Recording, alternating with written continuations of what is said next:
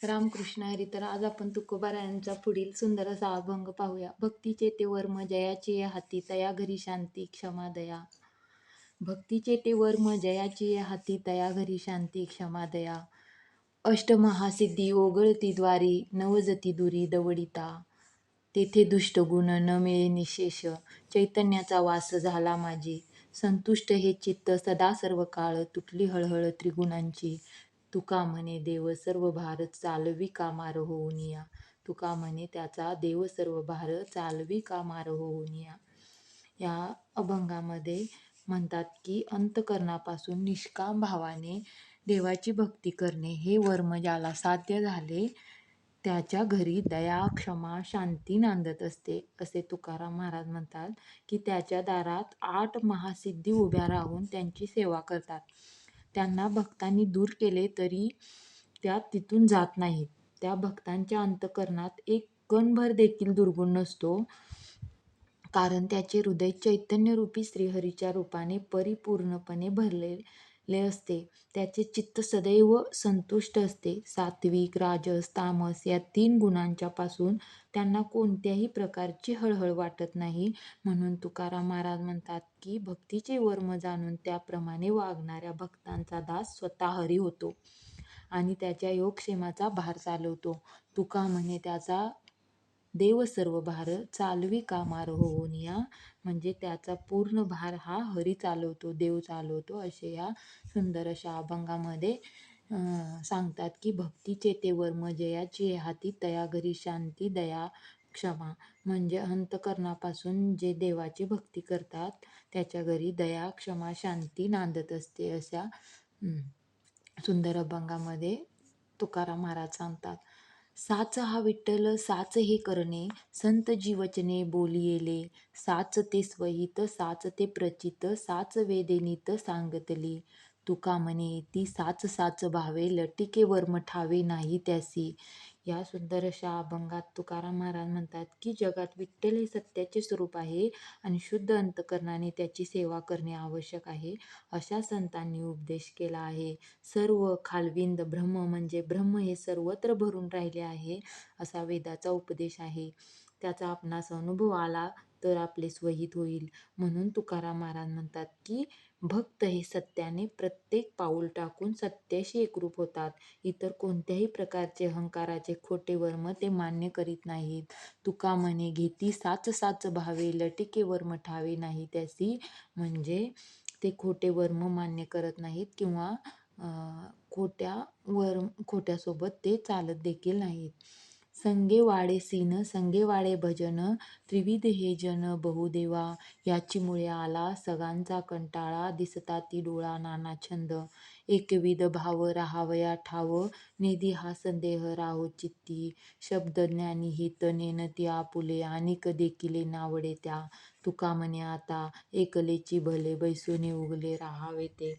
या सुंदर अशा अभंगामध्ये तुकाराम महाराज म्हणतात की देवा तामस आणि राजस लोकांच्या संगतीने शीन वाढतो आणि सात्विक लोकांच्या संगतीने भजन घडते. अशा प्रकारचे लोक त्रिविध प्रकारचे आहेत.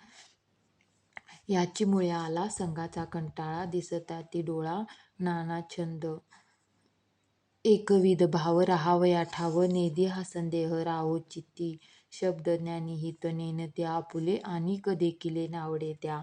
महाराज म्हणतात की भक्त हे सत्याने प्रत्येक पाऊल टाकत असतात आणि नास्तिकाच्या संगतीमुळे संशयाचे जाळे मनात निर्माण होते आणि त्यामुळे एकविध भाव राहत नाही. म्हणून वाईट संगतीचा आपण त्याग केला पाहिजे आणि सर्व प्रकारचे वाईट छंद आपण डोळ्याने पाहू नयेत असे तुकाराम महाराज म्हणतात की केवळ शब्दज्ञानी जर स्वतःचे हित जाणत नाहीत तर मग ते दुसऱ्याचे हित काय करणार. म्हणून माणसांना पाहणे देखील मला आवडत नाही. अशा माणसांच्या संगतीत राहण्यापेक्षा एकांतात बसून देवाचे नाव आनंदाने गात राहावे असे महाराज सांगतात की तुका म्हणे आता एकलीची भले बैसोनी उगले राहावे ते. म्हणजे एकटेच बसून देवाचं नामस्मरण करावं असं तुकाराम महाराज सांगतात. पुढल्या अभंगामध्ये सांगतात की पुण्य पापा ठाव नाही सुख दुःखा. पुण्य पापा ठाव नाही सुख दुःखा, हानी लाभ शंका नासलिया. जिता मरण आले आप पर गेले, मूळ हे छेदिले संसाराचे. जिता मरण आले आप पर गेले, मूळ हे छेदिले संसाराचे. अधिकार जात वर्ण धर्म यात, ठाव नाही सत्य असत्याशी. जन वन भिन्न अचेत चलन, नाही दुजे पण ठावयासी. तुका म्हणे देह वाहिला विठ्ठली, तेव्हाच घडली सर्व पूजा. तुका म्हणे देह वाहिला विठ्ठली, तेव्हाच घडली सर्व पूजा. असे सुंदर अभंगामध्ये तुकाराम महाराज म्हणतात की आम्ही हा देह विठ्ठलाच्या चरणावर वाहिल्यामुळेच विठ्ठल रूप झालो आहोत आणि तेव्हाच आमच्या हातून ही विठ्ठलाची सेवा घडली आहे किंवा विठ्ठलाची पूजा घडते आहे. असे महाराज म्हणतात की देवाचे चरण घट्ट धरल्यामुळे माझा देहाभिमान पूर्णपणे नाहीसा झाला. पाप पुण्य सुख दुःख याचा ठाव मला राहिला नाही. लाभ अथवा हानीची शंका सुद्धा नाही माझ्या मनामध्ये आणि माझ्यातील द्वैतभाव गेल्यामुळे संसाराचे मूळच मी छेदून टाकले. माझे शरीर म्हणजे मी हा भाव माझा संपून गेला आहे. असे महाराज म्हणतात की माझ्या ठिकाणी सत्य असत्य संबंध उरलेला नाही. त्यामुळे वर्ण धर्म आणि याती या गोष्टीचा अधिकार संपलेला आहे. आता जन वन चेतन अचेतन यांच्यातील भेद काहीही शिल्लक राहिलेला नाही. म्हणून तुका म्हणे देह वाहिला विठ्ठली, तेव्हाच घडली सर्व पूजा. म्हणजेच मी माझा हा देह काय केलेला आहे, विठ्ठलाच्या चरणावरती वाहिलेला आहे आणि विठ्ठल रूप झालेला आहे. म्हणूनच तेव्हाच घडली सर्व पूजा. विठ्ठलाची पूजा माझ्या हातून होत आहे. संकोचित जीव महत्वाच्या भारे, दासत्वची बरे बहु वाटे. कळावी जी माझी आवडी हे संता, देणे तरी आता हेची द्यावे. तुमचे चरण पाविलो सेवा, म्हणून हेवा हाची करी. विनवणी तुका वंदितो चरण, लेखा रजरेन चरणीचा. विनवणी तुका वंदितो चरण, लेखा रजरेन चरणीचा. म्हणजे मी विनंती करतो, मनोभावे विनंती करतो, तुमच्या चरणांना वंदन करीत आहे आणि तुमच्या चरणावरील मला धुलिकन समजावे असे ते पांडुरंगाला सांगतात की विनवणी तुका वंदितो चरण, लेखा रजरेन चरणीचा. तुम्हाला संत हो, तुम्ही मला मोठेपणा दिला की त्या भाराने जीव दडपला जातो. त्यापेक्षा निस्वार्थ भावाने तुमची सेवा करणे मला बरे वाटते. अशी माझी आवड संतांनी समजून घ्यावी. तुम्ही मला काही देणार असाल तर तेच द्यावे. तुमची सेवा केल्यामुळे तुमच्या चरणाची प्राप्ती झाली. मी सुखी झालो. आताही तुमच्या चरणांची हाव करीत आहे. म्हणून मनोभावे मी तुमच्या चरणांना वंदन करीत आहे. किंवा लेखा रजरेन चरणीचा म्हणजे तुमच्या चरणाची मला धूळ समजा असे तुकाराम महाराज देवाला विनवणी करतात. देव कैचा दया दुरी, भाकावरी करुणा. आळवित्या न लगे घर, माय जाणे रे भातुकी. नावेवरी ज्याचा भार, पैल पार जवळी त्या. आता परदेशी तुका झाला लोका वेगळा.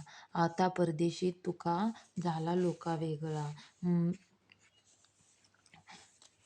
ह्या अभंगामध्ये तुकाराम महाराज म्हणतात की मी जगापासून अलिप्त झाल्यामुळे परदेशी झालो आहे आणि विश्व माऊलीच्या चरणाजवळ मला काही सुद्धा कमी पडत नाही. म्हणून लोक हो, अंतकरणापासून देवाची करुणा भागल्यावर तो काही दूर राहणार नाही.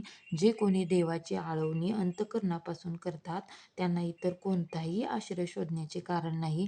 कारण ही माऊली भक्ताचा योगक्षेम चालवते. पैल तीरावर जाण्यासाठी नावरूपी नौकेत बसावे. नामाने पैल तीर लांब राहत नाही. म्हणून तुकाराम महाराज म्हणतात की आपल्याला हे जे जीवन दिलेले आहे ते पैल तीरावर जाण्यासाठी आपण नामरूपी नौकेत बसून काय करायचं आहे, पैलतीर गाठायचा आहे. म्हणजे नावेवरी ज्याचा भार, पैल पार जवळी त्या. म्हणजे ज्याच्या नावेत जो नामरूपी नावेत बसला आहे त्याला पैर पाळ जवळी त्या. म्हणजे त्याला पैलतीर जवळ आहे असे तुकाराम महाराज या अभंगामध्ये सांगतात. भक्ती ज्याची थोडी पूर्ण विषयाची गोडी. भक्ती ज्याची थोडी पूर्ण विषयाची गोडी, तो नरची नव्हे पाही, खरं जाणावा तो देही. भजन पूजन ही नेणे, काय स्वरूपासी जाणे. तुका म्हणे त्याला बोवंडून बाहेर काढा. म्हणजे विषयसक्त माणूस तुमच्या घरी आला तर त्याला घरघर फिरवून घराबाहेर हाकलून द्या, कारण तो देवाची भक्ती करत नाही आणि विषयात रस घेतो. त्याला मनुष्य म्हणता येणार नाही, त्याला गाढवच समजावे. खरं जाणावा तो देही, आणि तो देवाचे भजन पूजन करण्याचे जाणत नाही, तो गूढ स्वरूपाला कसा जाणू शकेल? म्हणजे देवाचं रूप हे गूढ आहे. मग तो देवाचं भजन पूजन करत नाही, तो गूढ स्वरूपातला कसा जाणार? भक्ती ज्याची थोडी, पूर्ण विषयाची गोडी, अशा माणसाचा तुकाराम महाराज काय करतात? धिक्कार करतात. अशा प्रकारे तुकाराम महाराज म्हणतात की नावेवरी ज्याचा भार, नावेवरी ज्याचा भार, पैल पार जवळी त्या. अशा या सुंदर अभंगामध्ये तुकाराम महाराज आपल्याला सांगतात की आपण नामस्मरण रूपी नावेमध्ये बसून काय करूया? आपल्या जीवनाचा पैलतीर गाठूया, असे तुकाराम महाराज म्हणतात. थँक्यू.